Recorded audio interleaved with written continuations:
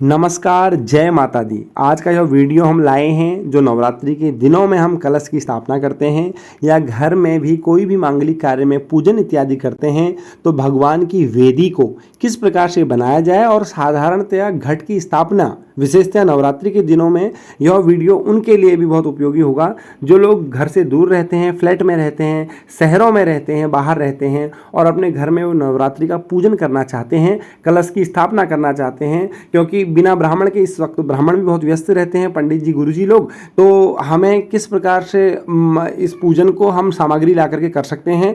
माता रानी के जो हम नवरात्रियों में 9 दिन व्रत उपवास रखते हैं, दुविधा होती है हमें कि किस प्रकार कलश की स्थापना करें, हमें कहाँ कहाँ पर पूजन की सामग्री रखनी चाहिए। क्योंकि जिस प्रकार से एक डॉक्टर के द्वारा दवाई की डोज तभी असर करती है जब नियम अनुसार हम उसको लेते हैं, तब वो दवाई हमारे शरीर में काम करती है। उसी प्रकार से पूजन को भी हम विधान से करें, शास्त्र के अनुसार बताए गए नियमों के अनुसार करें, सामग्री को हम लेकर के आएँ। सबसे पहले मैं बताऊंगा आपको कि कलश स्थापना करने के लिए इन नवरात्रियों में आपको कौन कौन सी सामग्री की आवश्यकता होती है। तो आइए, पूजन सामग्री सबसे पहले क्या कलश पूजन के लिए चाहिए और किस क्रम में रखनी चाहिए। हमें सबसे पहले चाहिए एक कलश, वो मिट्टी का हो या पीतल या तांबे का हो, वह भी चलेगा। उस मिट्टी के कलश में हमने सबसे पहले स्वास्तिक बनाना है, चंदन से या लाल जो हमारे पास कुमकुम होता है और रोली होता है, उससे हमने स्वास्तिक बना दिया और कलश के गले में हमने मौली धागा लपेट दिया। एक हमारे पास सप्तधान्य बोने के लिए मिट्टी का या तांबे का परात कोई हो, वो होना चाहिए, जिसमें हमने ज्वारे बोने होते हैं, हरेला जी जिसको कहते हैं, वो बोना होता है। फिर उसके बाद हमारे पास कलश में, जहाँ पे हमने कलश को स्थापित करना है, भूमि पे या पट्टे में या पीले कपड़े में, हम जो वेदी हमने बनाई है उस पर हम कलश स्थापित करेंगे। वहाँ पर स्वास्तिक हम बनाएंगे ईशान कोण में।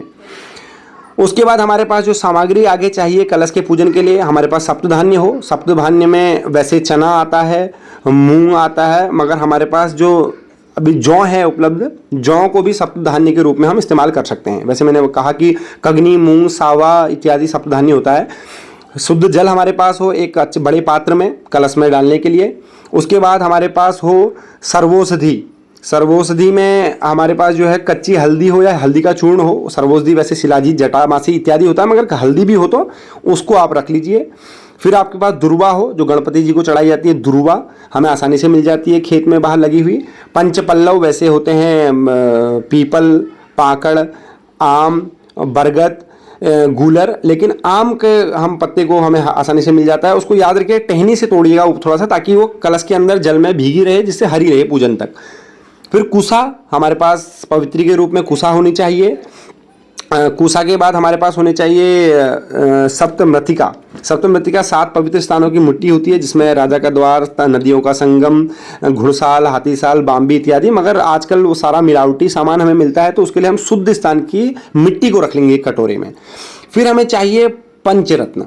पंचरत्न में तो सोना, हीरे, मोती, नीलम, पद्मनाग जैसी चीज़ें हैं, वो हमें नहीं मिलती है, बहुत बहुमूल्य होती है। तो हम उसके लिए, उसके स्वरूप के लिए 5 सुपारी को रख लेंगे अपने पास एक दोने में या कटोरे में।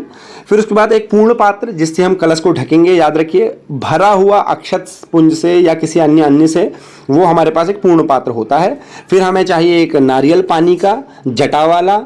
उस जटा वाले नारियल में याद रखिए हमेशा जो उसकी आंखें हैं नारियल की, वो पहचान लीजिए, जो 3 बिंदुनुमा नेत्र हैं, वो नारियल की आंखें होती है। और उसको आपने चुन्नी से या लाल कपड़े से या मौली धागे से लपेट लेना है। उसकी स्थापना करते वक्त जब नारियल को रखेंगे, उसका मुख आपकी ओर होना चाहिए। अलग से वीडियो मैंने उसका बनाया है, डिस्क्रिप्शन में दे दूंगा, कि पूजन करते समय नारियल का मुख हमेशा आपकी ओर होना चाहिए, पूजा करने वाले व्यक्ति की ओर। वेदी तो हमने पहले ही बना दी थी। हमारे बाएं हाथ की ओर 9 ग्रह बनाए थे, दाएं हाथ में हमने 16 मातृकाएं, 16 माताएं बनाई थी, जिसमें मैंने रुद्राक्ष रखे हैं, आप उसमें सुपारी रख सकते हैं। प्रधान दीपक के लिए एक अष्टदल कमल का बनाया। अष्टदल कमल हमेशा देवताओं के दाईं ओर, मतलब जहाँ पे जैसे हमने यहाँ पे हमारी देवी की मूर्ति और भगवान शंकर की जो मूर्ति है पीतल की, उसके दाएं भाग में घी का दीपक स्थापित करते हैं। और कलश को हमेशा देवताओं के ईशान कोण में, उत्तर और पूर्व के जो बीच का कोण होता है ईशान कोण, वहाँ पे कलश की स्थापना की जाती है। तो सबसे पहले सप्तधान्य हम भूमि में रखेंगे। सप्तधान्य को रखने के बाद उसी सप्तधान्य को हम, ज्वारे को हम उस मिट्टी में भी बो देंगे, जो हमने पात्र रखा है जिसमें हमने मिट्टी रखी थी शुरू में। जौ को रात भर भिगा सकते हैं आप, भिगाने के बाद सुबह बोएंगे तो अच्छे ज्वारे उगते हैं। ऐसा आप देखेंगे। उसके बाद हमने जो कहीं कहीं प्रथा ऐसी होती है कि उस नारियल को उसी मिट्टी के अंदर रखा जाता है, लेकिन हम यहाँ पे ईशान कोण में भूमि में उसको रखेंगे। अष्टदल कमल था, नीचे जड़ में नारियल के सप्तधानी जौ हमने रख दिया है। अब कलश के रखने के बाद उसमें पूजन की और सामग्री हम क्रमवार रखते रहेंगे। पूजन से पहले मंत्र हमें नहीं भी आते हैं तो हम माता दुर्गा का पवित्र नाम से, ओम गणपति के नाम से प्रत्येक सामग्री को चढ़ा सकते हैं। शुद्ध जल हमने उसके बाद चढ़ाया है। जो सामग्री हमारे पास पूजन में नहीं भी उपलब्ध होती है तो मनसा उस सामग्री का नाम लेकर के समर्पयामी करके भी हम मन भाव से भी चढ़ा सकते हैं। फिर चंदन कलश में लगाएंगे, थोड़ा चंदन अंदर डाल देंगे, रोली फिर कलश के अंदर डालेंगे, कलश को लगा देंगे रोली। उसके बाद फिर हम कलश में, मैंने पहले ही कहा कि जैसे हमारे पास पुष्प नहीं है तो मनसो पुष्पं समर्पयामि हम कह सकते हैं। भाव प्रधान होता है और इसका शास्त्रों में भी वचन है कि भाव के द्वारा जो चीज़ हम चढ़ाते हैं उसका ज़्यादा महत्व होता है। फिर हम जो सर्वोषधि था उसमें हल्दी कलश के अंदर डाल देंगे। हल्दी के बाद फिर पूजन के क्रम में जो दुर्वा होती है, जो गणपति जी को चढ़ाते हैं, वो दुर्वा कलश के अंदर रखेंगे।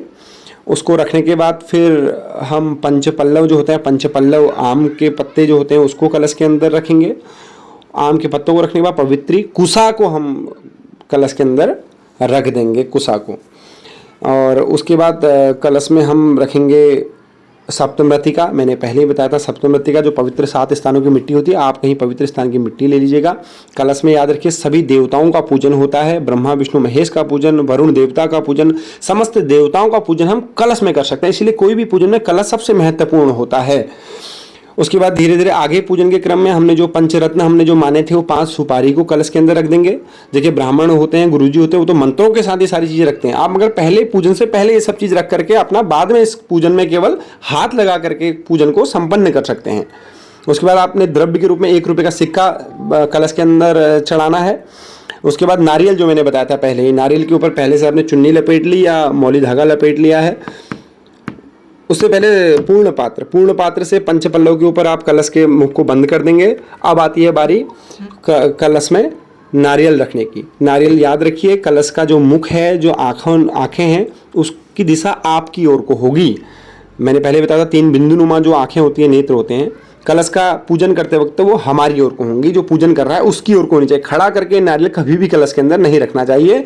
वो आजकल आधुनिक देखा देखी में वो सब चीज़ें चलती हैं। उसके बाद जो हमने कलश की बेदी बनाई है, मैंने पहले ही बनाई थी बेदी, शुरू में आपने देखा होगा कैसे इसमें बनाई है। उसमें जो माता की दुर्गा चालीसा है या दुर्गा सप्तशती है उसको हमने उस मंडप में रखना चाहिए और उसी से हमने पूजा करके अंत में माता की आरती करनी चाहिए। तो इस प्रकार से पूजन के इस क्रम में हमने समस्त कलश को अच्छी प्रकार से रख दिया। पूजन में जिस प्रकार से तैयारी हमारी पूजा की थी, हमने सब कुछ सामग्री को सजा दिया है, रख दिया, कलश के अंदर रख दिया है।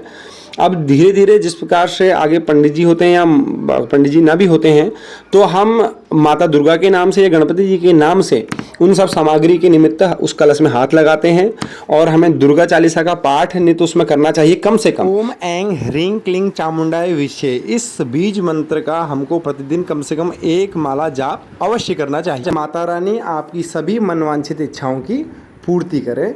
नमस्कार।